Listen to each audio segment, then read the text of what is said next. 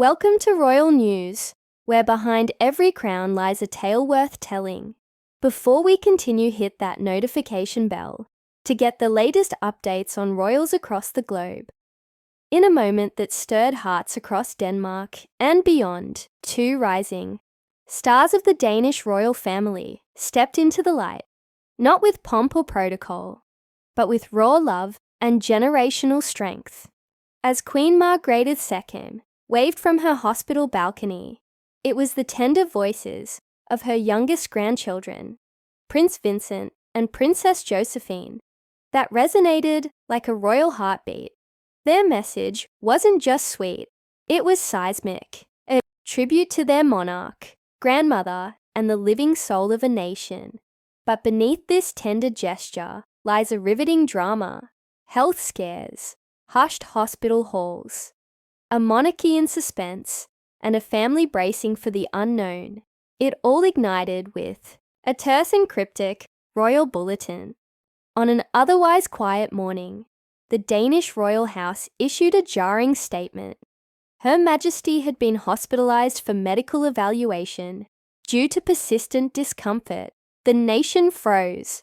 Magrette, 85, sharp-minded, freshly abdicated and adored, had been Denmark's anchor for over 50 years. Her sudden admission threw the press into overdrive. Was this minor or monumental? Speculation swirled like winter winds. Inside the palace, tension thickened. King Frederick and Queen Mary, uncharacteristically silent, were spotted entering Rigs Hospitalet in Copenhagen. No press, no comment, but faces etched with worry. Meanwhile, Crown Prince Christian stepped into a steadier role, calming the public with quiet strength. Yet it was the youngest royals, 13-year-old twins, Vincent and Josephine, who were about to become the voice of the nation's soul. Born in 2011, often in the background compared to their elder siblings, the twins had long been cherished by the public for their charm, but now it was their poise, not their playfulness, that captivated. Upon learning of their grandmother's condition, they didn't retreat, they acted. Together with Queen Mary and palace aides, they crafted a message, short but brimming with heart. Kære farmor, vi elsker dig. Bliv stærk. Vi savner dig. Translated: Dear Grandma, we love you.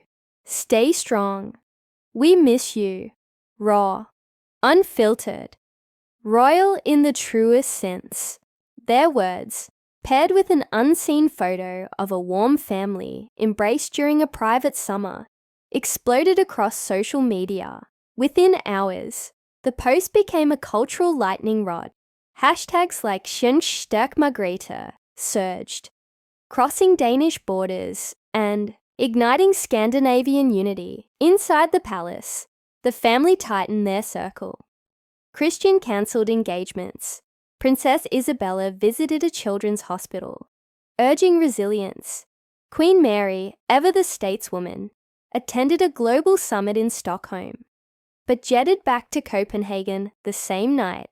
The monarchy was moving, like a chessboard, carefully and deliberately, but the Queen's condition remained cloaked in royal opacity. Still, one thing broke through: that message. According to palace insiders, when the twins' note was shown to Queen Margrethe, the iron-willed monarch teared up. For a woman who'd ruled through global chaos and abdicated with grace, those tears were everything. Days blurred, rumors churned. Was this graver than the palace admitted? Had abdication taken an unseen toll? Then, on day 8, the royal curtain lifted. A statement roared across every screen. Her Majesty was discharged and recovering privately. She thanked the doctors, her family, and her people. Church bells rang, crowds gathered, and then she appeared. On the balcony of Amalienborg Palace, Margrethe stood, thinner but radiant. Wearing a pearl brooch gifted by her late husband, she held her hand to her heart. But the surprise? Flanking her were Vincent and Josephine, beaming, standing tall, not just royal mascots, pillars. Royal watchers noticed the letter she clutched. The same handwritten note, now folded, had never left her side. Her private secretary later confirmed. She had requested her grandchildren's presence. They were, in her words, my strength when I had none. The global press erupted. The Guardian crowned them twin pillars of the Danish throne. Le Figaro called their tribute La plus belle preuve d'amour royal. In the US, people splashed their story across its homepage. Danish twins send Queen home with love. TikToks juxtaposing their childhood clips with that hospital message went viral. The world couldn't look away, and behind their royal composure lies a story of purpose. Vincent and Josephine may attend public school, ride bikes, and swim with classmates, but palace insiders reveal they also receive weekly etiquette training, media coaching, and deep lessons in Danish history. Queen Mary, a firm believer in grounded royalty, is said to champion preparation through humility. Each twin shines uniquely. Vincent, reserved and reflective, always questioning why. A staffer noted, Josephine, bold, intuitive, emotionally razor sharp. Their message wasn't rehearsed. It wasn't a PR stunt. It was instinctive. To grasp the depth of this moment, one must understand Margrethe's special bond with her grandchildren. Unlike many monarchs, she's a grandmother in every sense. Hosting summer picnics, crafting Christmas ornaments, and letting the youngest paint in her private studio. Josephine's childhood drawing of a rainbow crown still hangs in the Queen's salon. This wasn't royal duty. This was family. So when the Queen fell ill, the twins didn't act out of obligation. They acted from heartbreak. And that message, that anchor, became more than sentiment. It reminded a recovering monarch of who she is and who will follow.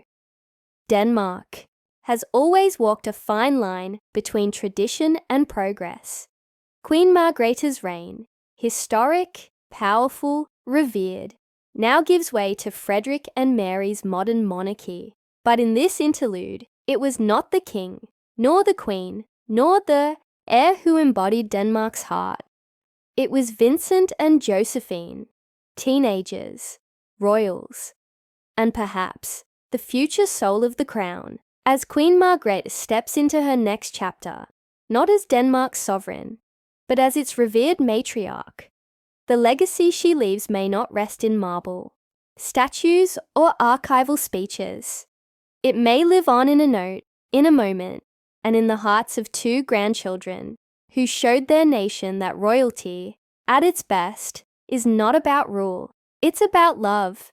Thanks for watching.